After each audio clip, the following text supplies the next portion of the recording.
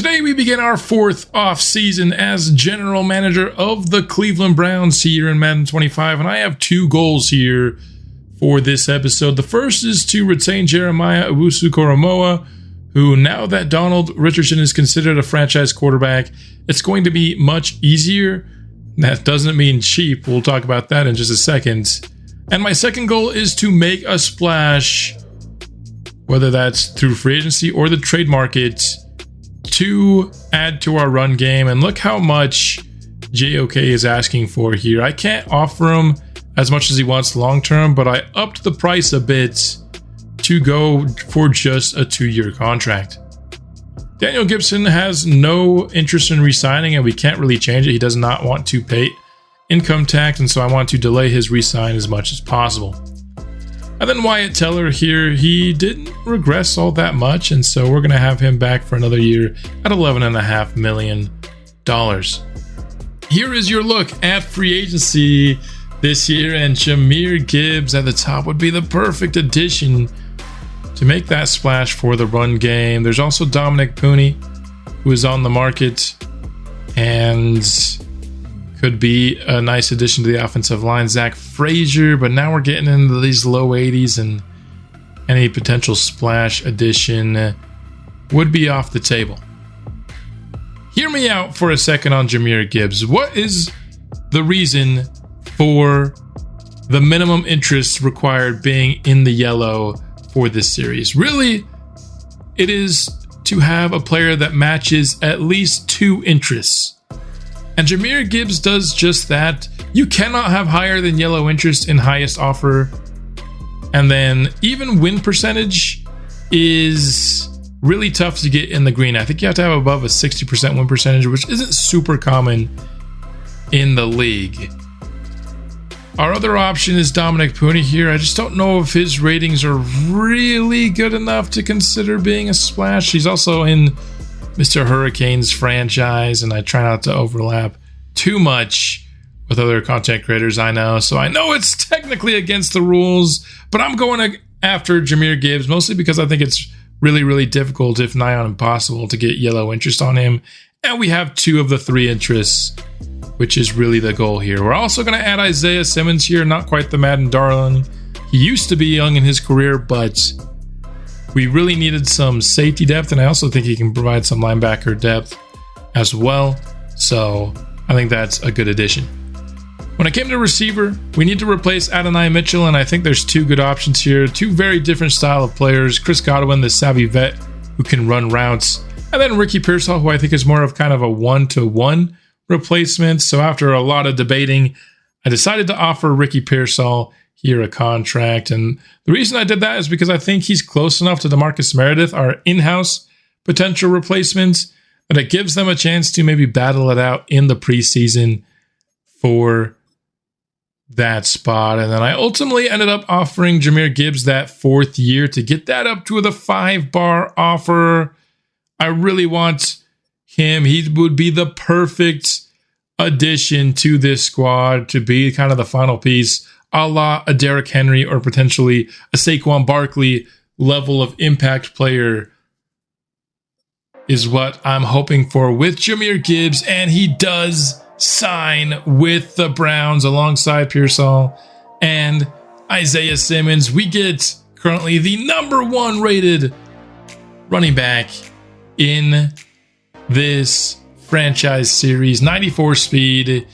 He is pretty much, when we drafted Anthony Davidson, he is the perfect version of what I wanted Anthony Davidson to be. Obviously, that diminishes his role a ton. He's actually number 2 right now, but I think it must be tied because I've seen number 1 before as well.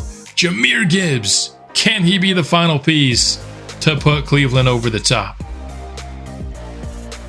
Now, when it comes to the offensive line, I think we've got a good enough offensive line to help him flourish.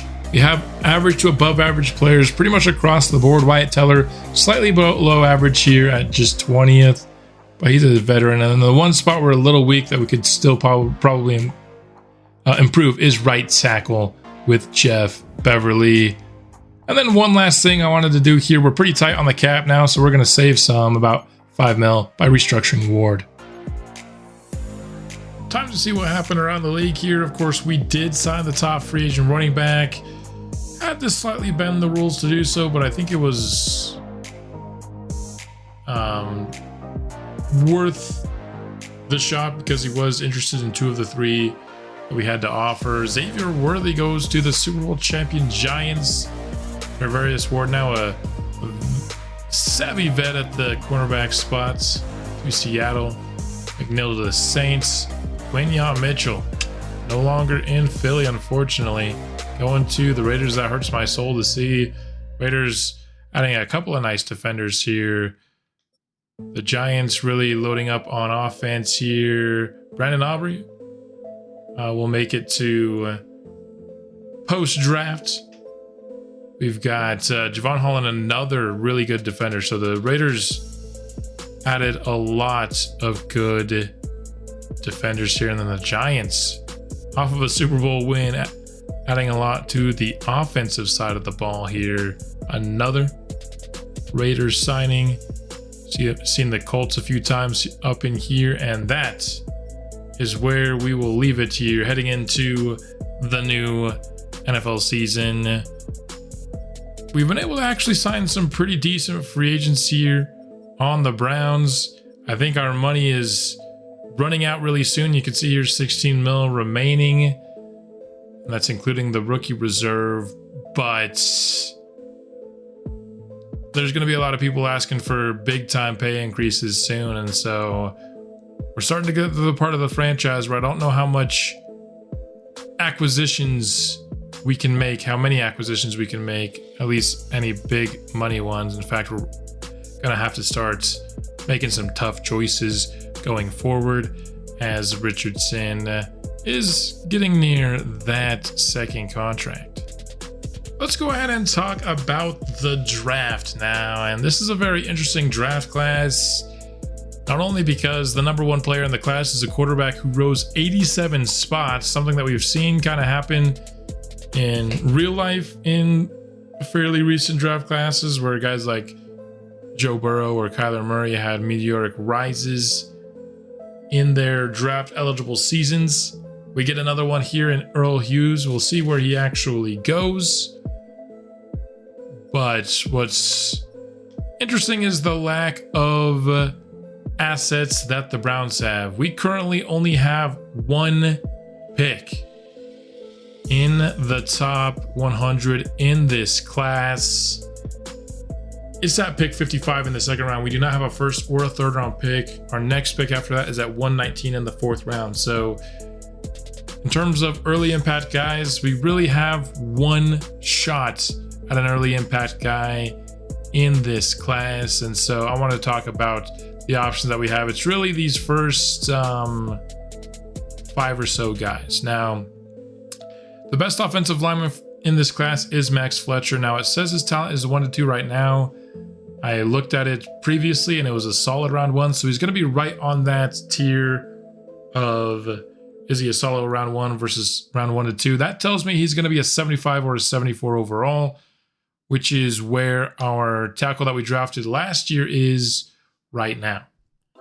He'd be 22 years old as a rookie, 6'6", 335 pounds, is excellent size. He's a good athlete, certainly well above average, not elite athleticism, but a very, very well scouted, very well-rounded skill set here with only 1 C. That right tackle spot is our weak spot on offense right now. That or maybe 3rd receiver or 2nd tight end. We'll get to those 2 positions here soon. But if we want to try and take another shot at a tackle, get that hidden development, and have our offensive line set for the future potentially, with only kind of replacing Wyatt Teller being the next kind of domino to fall, that is one option here. The next is if we want to go for a tight end. Now, Pete Starkey here looks to be a really, really good tight end. Only 6'2", 245 pounds, so he's not very tall, but elite speed, 4.46 at his pro day. good acceleration. Only C on the short route, but other than that, his skill set looks really good. A medium route, A run block, A catching, B deep route, A awareness, etc., etc. Injury isn't going to be a major problem with him at C, and so this could be the guy that we take to eventually replace Njoku, but right now help us when we have two tight ends out on the field, which we have a decent amount of the time. He'd be the guy that would come out onto the field, and he would be an upgrade over McDougald, who we've had there for a while. That's not really a full-time player. 12 personnel isn't something that you bring out a ton. So if you wanted instead a third receiver, there are two options that I would consider here. The first is Lamar Harding, who unfortunately is 23 years old. It's going to hurt his long-term development, but he ran sub 4.4 at his pro day with that great speed, elite jumping ability, B short route, B release, B catching, A catch in traffic, and spec catch. So he's going to have solid route running, great hands, really good athleticism. Not going to be much of a deep route runner for us right now, but he would replace kind of that AD Mitchell, who was our big receiver. He'd be even bigger, 6'2", 233 pounds. And out of the two receivers that I'm considering, he is the better athlete. However, there's another player here in Orlando, Allen, very similar size-wise, 6'2", 230 pounds. The big advantage here with him is 21 years old. Now, you sacrifice some athleticism for that. So would you rather have a player that's 2 years younger, or would you rather have the player that is more athletic? Now, talking skill set wise here, I think they're very similar players.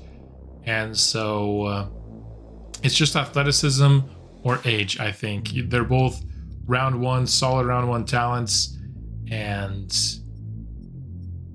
kind of that physical style that I'm looking for with the receiver. There's another solid round one talent here in Zion Washington. I'm just not as interested. He's very much so the slot kind of archetype only. And I want Matt Driver playing in the slot. So I'm not as interested in him, at least not with our one asset that we have. There are some slot receivers where if you go off projection, there's a couple guys we could maybe get in day 3 that have the slot archetype. But I'm looking for more of that physical style of receiver if we were to go that route with our one asset. And then the last option I think that is realistic would be Xavier Underwood here. This is the kind of defensive tackle that I've been trying to get in the franchise, but I keep failing. It's the guy that has the elite get off. He's 377 pounds, great strength, elite acceleration, B power moves, and B block shedding. I think this could be a guy that we have play defensive tackle in base packages, and then we would bring Mike Hall in for our rush defensive tackle, because I do think at times we struggle against the run, and having a 377-pound player could help that. Either way, I think you're talking about a rotational defensive lineman, a second tight end, or a third receiver. Either way, and I think we have solid options at all of these spots already, but any of these players could be upgrades. Same with Max Fletcher. We have a solid player. We drafted a tackle highly last year, but do we try to get a little bit better there and hope for hidden depth? We only have one really shot. We only have one shot. We can trade up from 55. Probably using a pick next year. We already don't have our 4th next year, but we made some upgrades, filled some desperate holes in the free agent period, and so now we're talking about getting that one extra impact player in the draft. It's just, where do we want it to be? And I want to hear in the comment section between Fletcher, Starkey, Harding, Underwood, and Allen, who would it be for you?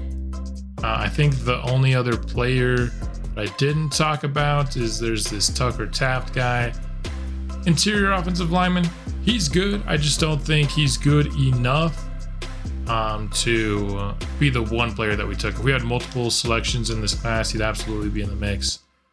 But After that, we do have some day 3 picks, and so I have some players on my board, but none that I'm super excited about.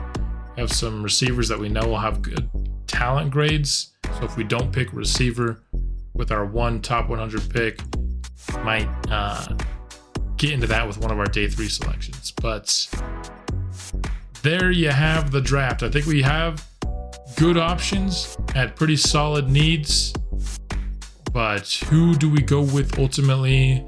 That's going to be something for us to find out in the next episode, which will be the NFL draft. That episode will be coming out soon, and I'll see you then. Go Browns.